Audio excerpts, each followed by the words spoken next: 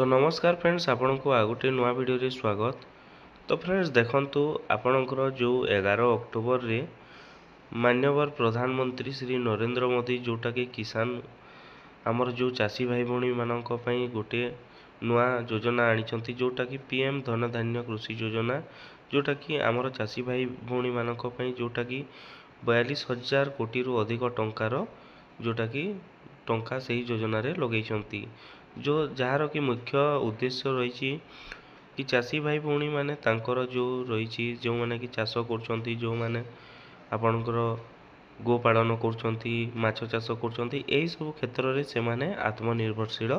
होई परिबे। सेथि पई हमर पीएम नरेंद्र मोदी जोटा कि अन्नदाता को सम्मान एवं जदि आमे अन्नदाता जोटा कि चाषी भाई भौणी मानक सम्मान देबा तो आमर राष्ट्र निर्माण होई परिबो, समृद्ध राष्ट्र निर्माण होई परबो। जोथिबे कि नरेंद्र मोदी आमर 42,000 कोटी टंकार प्रकल्प भेटी देइछंती, जोटा कि जहाँ योजनार ना होची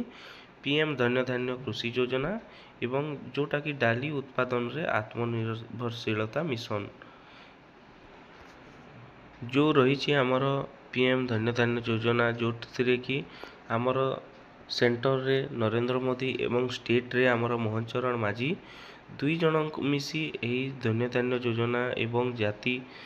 डाली जातीय फसल आत्मनिर्भरशीलता जो मिशन रही को पूरा करने पई संकल्प नहीं,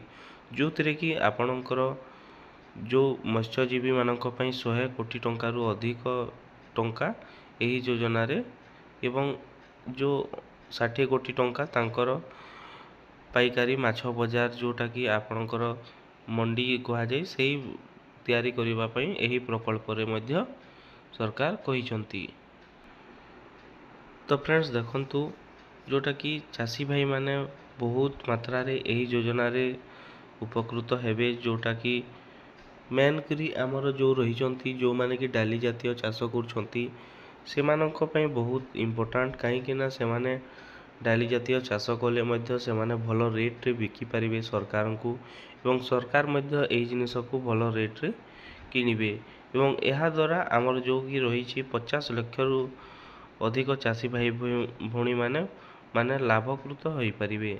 तो फ्रेंड्स ये थिला आमर पीएम धन्य धान्य योजनार गोटे छोटिया अपडेट टी जदि भल लागिला वीडियो को गोटे लाइक करिवे, चैनल रे जदि फर्स्ट टाइम आइथिले चैनल को सब्सक्राइब करी पाखरे थिबा बेल आइकन को दबाई देबे।